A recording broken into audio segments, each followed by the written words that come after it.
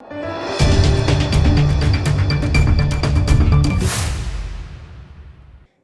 દર્શક મિત્રો, આપ જોઈ રહ્યા છો લોકમૈત્રી ન્યૂઝ. હું છું એન્કર અમિતા પટેલ. હવે જોઈએ અગત્યના સમાચાર.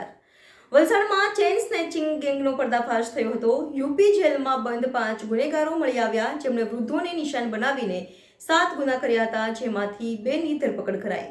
વલસાડ પોલીસે ચેઇન સ્નેચિંગની ઘટનાઓમાં સક્રિય એક મોટી ગેંગના 2 સભ્યોની ધરપકડ કરી છે. એસપી કરણરાજ વાઘેલા અને ડીવાયએસપી પીના નેતૃત્વમાં એલસીબી અને એસઓજીની ટીમો એનના આ કામગીરી દવેના માર્ગદર્શન હેઠળ હાથ ધરવામાં આવી છે.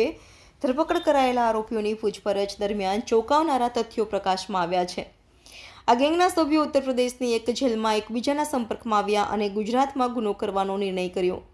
છેલ્લા 1 મહિનામાં આ ગેંગે વલસાડ જિલ્લા અને કેન્દ્ર શાસિત પ્રદેશમાં કુલ 7 ગુનાઓને અંજામ આપ્યો છે, જેમાં 2 બાઇક ચોરી અને 2 ચેઇન સ્નેચિંગની ઘટનાઓનો સમાવેશ થાય છે. આરોપીઓ ખાસ કરીને લગ્નની સિઝન દરમિયાન વૃદ્ધ મહિલાઓને નિશાન બનાવતા હતા. તેઓ લગ્ન કે સગાઈની પાર્ટીઓમાં ઘરેણાં પહેરતી વૃદ્ધ મહિલાઓને નિશાન બનાવતા હતા. પોલીસે આરોપીઓ પાસેથી 2 દેશી બનાવટની પિસ્તોલ અને 4 કારતૂસ જપ્ત કર્યા છે. વધુમાં વોન્ટેડ આરોપીઓના ઘરેથી લગભગ 30 મોબાઈલ ફોન મળી આવ્યા છે અને પોલીસે મોબાઈલ માલિકોની ઓળખ માટે તપાસ શરૂ કરી છે. હાલમાં 3 આરોપીઓ વોન્ટેડ છે અને તેમની શોધ ચાલુ છે. પોલીસે આ મામલે વધુ ફરિયાદો નોંધવાની પ્રક્રિયા શરૂ કરી છે. Reporter Ashwin power, Lokmaitri news, Valsad. Valsad જિલ્લાના વલસાડ રૂરલ પોલીસ અને વલસાડ સિટી પોલીસ સ્ટેશનમાં છેલ્લા એક મહિનામાં અલગ અલગ સમયે 2 ચેઇન સ્નેચિંગના બનાવો બન્યા હતા અને બંને બનાવોમાં જે બાઇક ઉપર આવેલા આરોપીઓ હથિયાર બતાવીને ધમકાવીને ચેઇન સ્નેચિંગ કરેલું હતું. બંને બનાવોની ગંભીરતાને ધ્યાન રાખીને તાત્કાલિક જિલ્લાની તમામ ટીમો, ક્રાઇમ બ્રાન્ચ, એસઓજી સાથે સાથે વલસાડ સિટી, વલસાડ રૂરલ તમામ કામે લગાડવામાં આવી હતી. જે બીજો બનાવ બન્યો હતો ચેઇન સ્નેચિંગનો, એ દરમિયાન સમગ્ર જિલ્લામાં નાકાબંધી આપવામાં આવી હતી અને નાકાબંધી દરમિયાન આરોપીઓ છે એ પારડી પીઆઈ ગઢવીએ એનો પીછો કર્યો હતો અને પીછો કરતા આરોપીઓ વાપીના કોઈ વિસ્તારમાં બાઇક ફેંકીને જતા રહ્યા હોવાની અમને હકીકત મળી હતી. Valsad city, Vapi town, Vapi GIDC ડુંગરા તમામ પોલીસ કામે લાગેલી હતી. આ જે ગુનાને અંજામ આપ્યો હતો એ બાઇક છે એને બિનવારસી કબજે કરવામાં આવ્યું હતું અને ગુનામાં એમણે પહેરેલા જેકેટ એની સાથે સાથે એક દેશી કટ્ટો પણ ત્યાંથી મળી આવ્યો હતો. બનાવોની ગંભીરતાને ધ્યાને રાખીને સમગ્ર જિલ્લાની અલગ અલગ ટીમો બનાવીને આ આરોપીઓ બાબતે હ્યુમન ઇન્ટેલિજન્સ અને ટેકનિકલ ઇન્ટેલિજન્સ એકઠું કરવામાં આવ્યું હતું અને આ ઇન્ટેલિજન્સના આધારે ભીલાડ વિસ્તારમાંથી આ બંને આરોપી જેણે ચેઇન સ્નેચિંગ અને લૂંટ કરી હતી એ બંને આરોપીને પકડી પાડવામાં મોટી સફળતા મળી છે.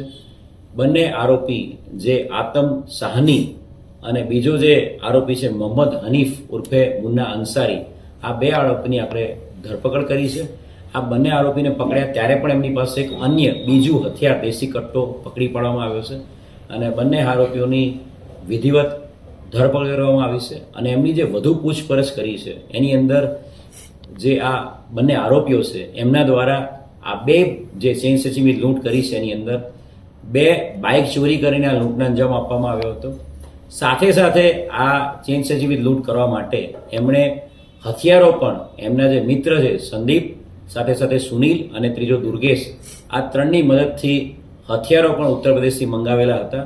એટલે કુલ 2 આર્મ્સેક્ટના ગુનાઓ, 2 બાઇક ચોરી, 2 ચેઇન સ્નેચિંગ વિથ લૂંટ અને 1 જૂની મોબાઈલ ચોરી, એમ 7 જેટલા ગુનાઓ ડિટેક્ટ કરવામાં વલસાડ જિલ્લા પોલીસને સફળતા મળી છે.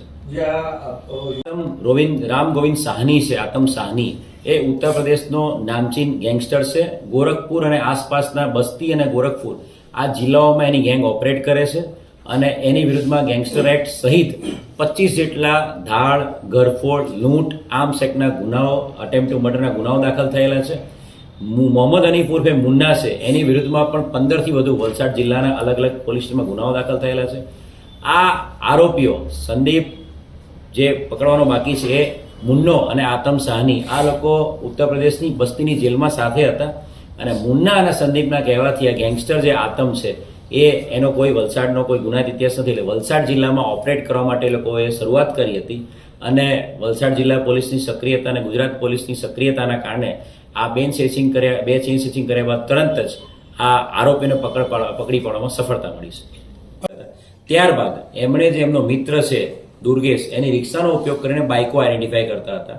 સૌથી પહેલા એ લોકો બાઇક ચોરી કરતા હતા લોકોનું અને પછી એ ચોરીનું બાઇક છે એ અવારું જગ્યા પર મૂકી દેતા હતા અને સાંજના સમયે 7 થી 8 વાગ્યાના સમયે અને લગ્નનો સિઝન પણ છે એટલે મોટાભાગની જગ્યાઓ ઉપર લગ્નના સિઝનમાં લોકો હાર અને ચેઇન એવું પહેરી નીકળતા હોય છે એવા વિસ્તારો ટાર્ગેટ કરતા હતા અને એટલે જ એમણે વલસાડ સિટી અને રૂરલનો એરિયામાં જ્યાં મહિલાઓ કે પુરુષો જે ચેઇન પહેરીને જતા હોય એવાને ટાર્ગેટ કર્યા હતા.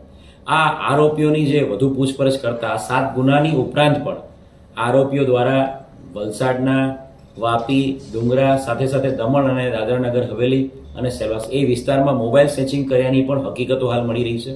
એમણે જે મોબાઈલ સ્નેચિંગ કરેલા હતા એવા 30થી વધુ મોબાઈલો સંદીપના ઘરમાંથી મળેલા છે આરોપીને અને એમાં અલગ અલગ જે ફરિયાદીઓ છે એમાં શોધી કાઢવામાં આવી રહ્યા છે અને એમાં વધુ ગુનાઓ દાખલ પણ કરવામાં આવશે.